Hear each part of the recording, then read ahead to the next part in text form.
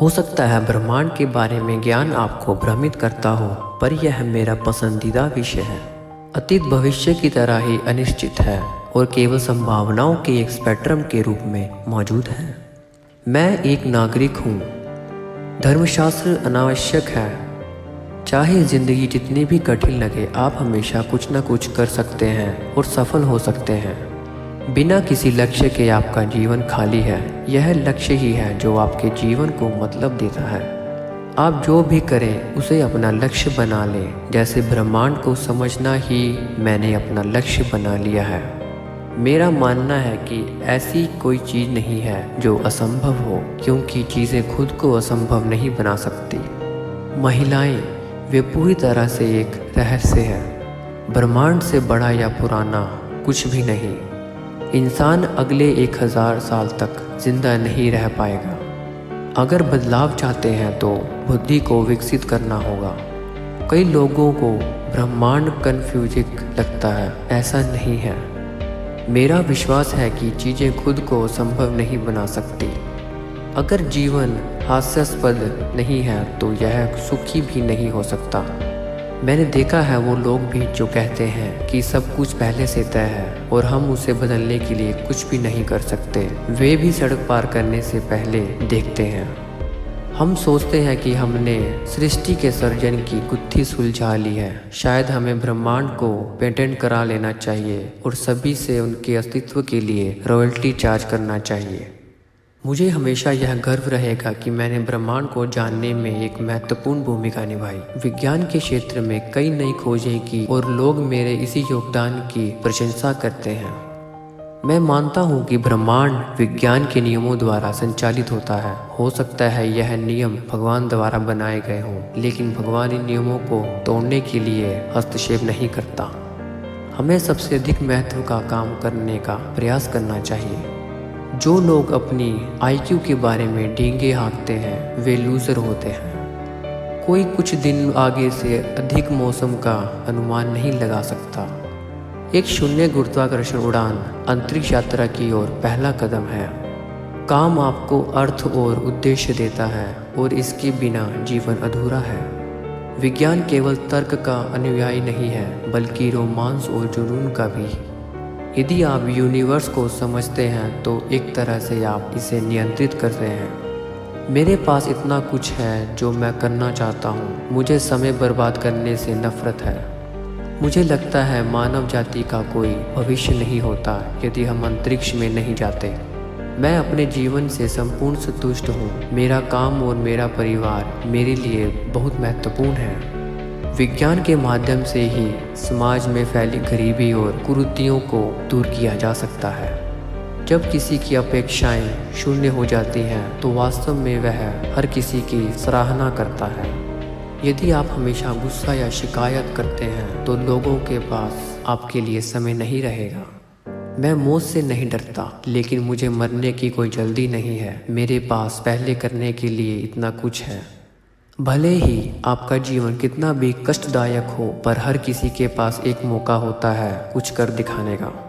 मुझे नहीं लगता कि मानव जाति अगले 1000 साल बची रह पाएगी जब तक कि हम अंतरिक्ष में विस्तार नहीं करते। विज्ञान लोगों को गरीबी और बीमारी से निकाल सकता है और वो बदले में सामाजिक अशांति खत्म कर सकता है।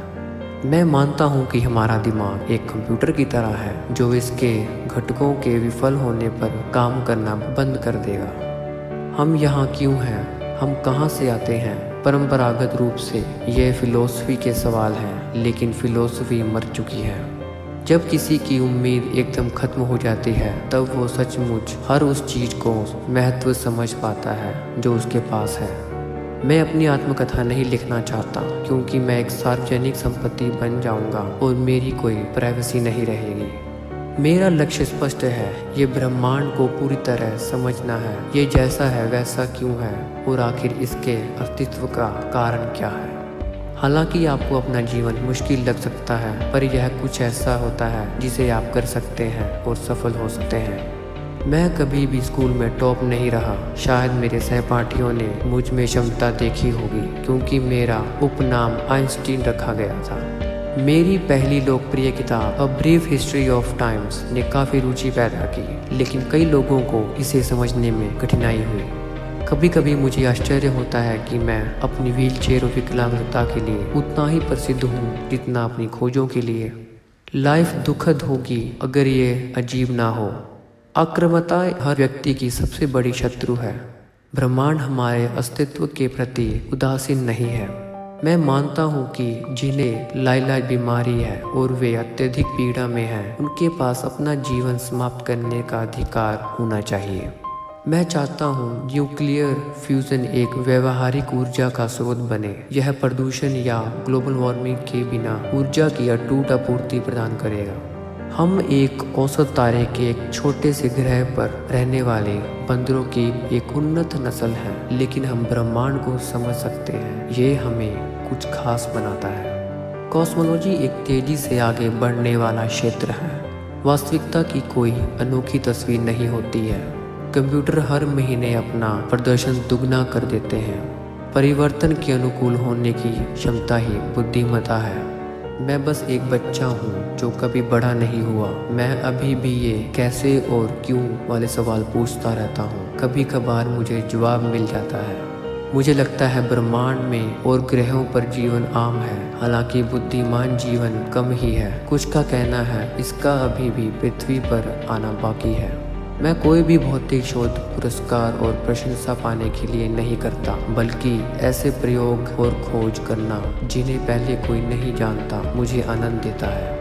एक समय यात्रा को वैज्ञानिक विधर्म माना जाता था और मैं इसके बारे में बात करने के लिए बसता था कि कहीं मुझ पर सनकी का लेबल ना लगा दिया जाए। हमें अपने लालच और मूर्खता से खुद को नष्ट करने का खतरा है। हम एक छोटे और तेजी से प्रदूषित और भीड़भाड़ वाले ग्रह पर खुद को मौजूद नहीं देख सकेंगे।